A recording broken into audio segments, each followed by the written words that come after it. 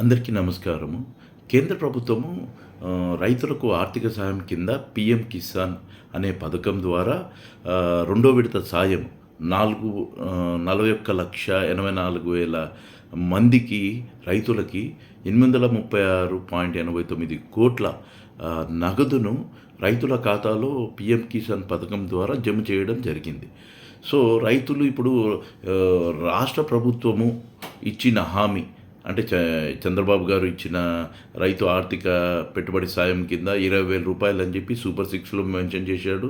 ఎన్నికల ముందు ప్రతి ఒక్క సభలో రైతులను ఆదుకుంటాం, పెట్టుబడి సాయం ఇస్తాము, జగన్మోహన్ రెడ్డి 13,500 ఇస్తున్నాడు, నేను 20,000 ఇస్తానని చెప్పిన ఆర్థిక సహాయం గురించి ఇప్పుడు రైతులు అడుగుతున్నారు. కేంద్ర ప్రభుత్వం విడుదల చేసింది. 4 నెలలైనా రైతులకు ఎటువంటి ఈ సాయము రాష్ట్ర ప్రభుత్వం నుంచి రాలేదు.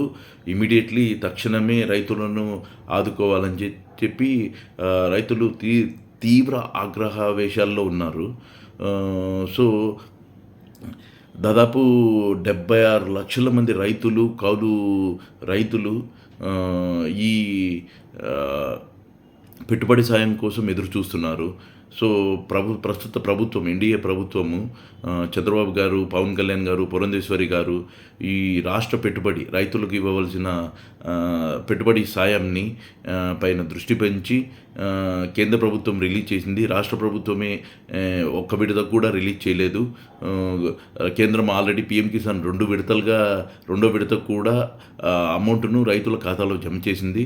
సో, రాష్ట్ర ప్రభుత్వం కూడా రైతులకు పెట్టుబడి సాయం అందివ్వాలని కోరుతూ రాష్ట్ర ప్రభుత్వము పెట్టుబడి సాయం కానీ, క్రాప్ ఇన్సూరెన్స్ విషయంలో కానీ, ఇన్పుట్ సబ్సిడీ విషయంలో కానీ, అసలు రైతుల విషయంలో చాలా నిర్లక్ష్యం వ్యక్తం చేస్తున్నారు, నిర్లక్ష్యం వహిస్తున్నారు.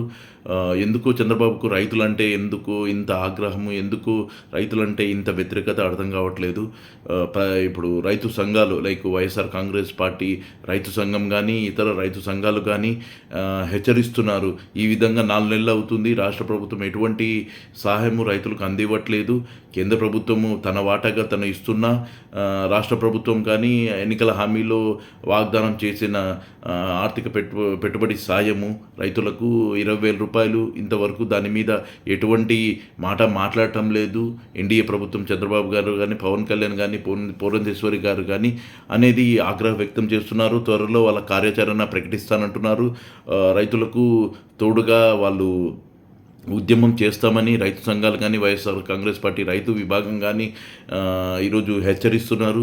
గతంలో కూడా మనకు తెలుసు, జగన్మోహన్ రెడ్డి గారు 5 ఏళ్ల పాటు కంటిన్యూగా దాదాపు సగటున 53.58 లక్షల మంది రైతులకు 34,288 కోట్లు పెట్టుబడి సాయం కింద అందించి రైతులకు తోడుగా ఉండి రైతులకు ఆదుకున్న జగన్మోహన్ రెడ్డి గారు ఏ విధంగా చేశారో ఆ విధంగా ఈ ప్రభుత్వం కూడా, ఎందుకంటే జగన్మోహన్ రెడ్డి గారి కంటే ఎక్కువ ఇస్తా అని చెప్పి ఎన్నికల్లో వాగ్దానం చేశారు.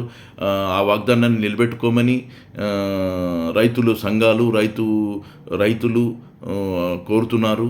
సో, దీని మీద దృష్టి పెట్టమని ప్రభుత్వాన్ని విజ్ఞప్తి చేస్తున్నాను.